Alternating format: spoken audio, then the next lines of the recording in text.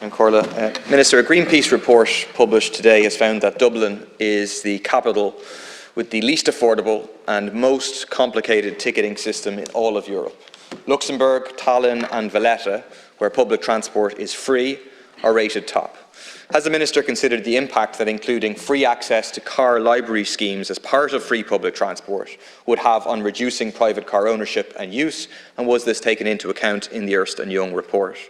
Could I politely suggest that the Green Party Minister might pay more attention to what Greenpeace has to say rather than paying corporate accountancy firms to undermine the importance of free public transport?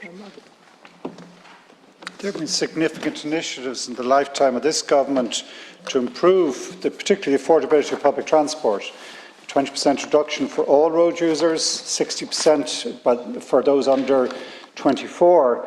The introduction in Dublin of 90-minute fares so that you can go from one public transport mode onto another, all within the one single fare. And only last week, new fare structures recognising that, yes, it was overly complex and there were inequities within the scheme, and that new fare structure is designed to improve the overall provision. So there is significant changes coming, and we will have to introduce further changes, many of which will include shared mobility initiatives, which I believe absolutely have a key role. But I would have to say to the Deputy coming back, I think we'd need some more precise details on what exactly is this free car sharing or car access scheme that he's proposing, and I'd welcome to hear that detail when he comes back. If I can just to say, though, in response, that shared transport is an increasing importance in the strategy in our efforts to reduce emissions in transport, and it's a critical way of reducing our dependency on a car-based system.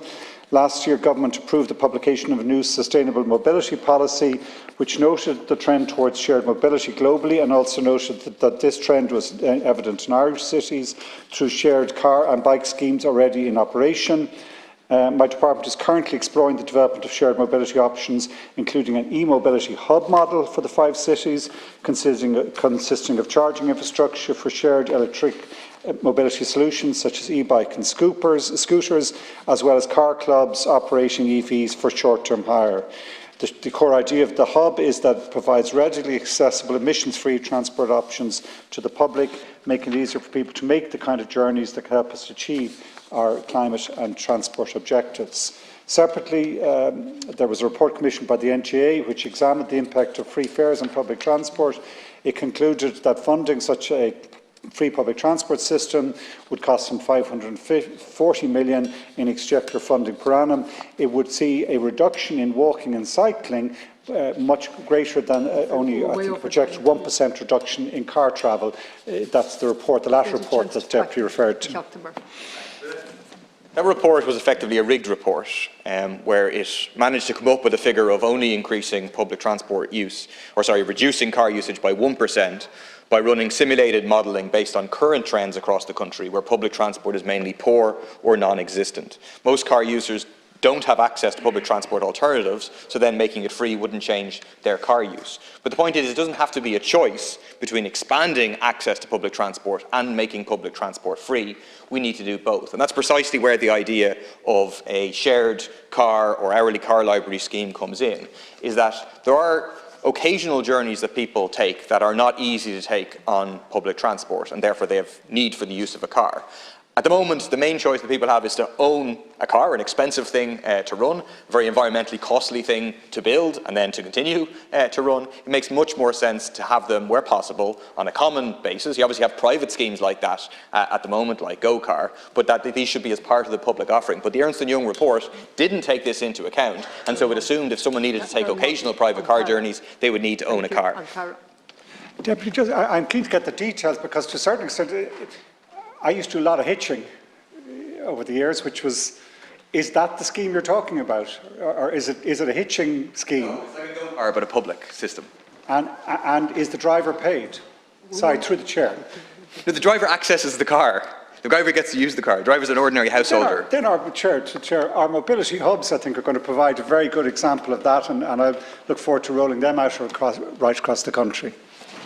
Thanks. I point out to the Minister that the only aspect of Ireland's public transport ticketing system that the Greenpeace report praises is the free public transport for older people over 66, people with disabilities and carers.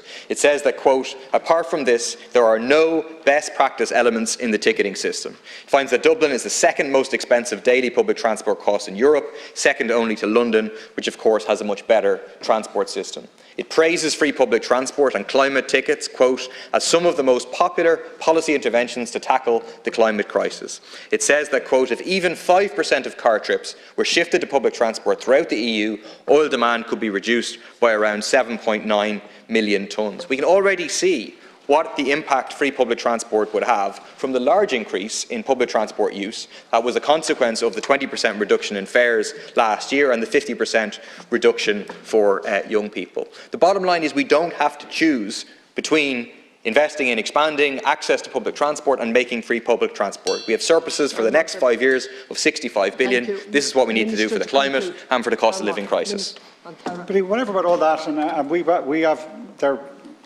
as all the initiatives I mentioned, about 60% reduction in fares for those under 24, are seeing actually, compared to a lot of European cities, a significant increase in public transport here. But just come back to your scheme.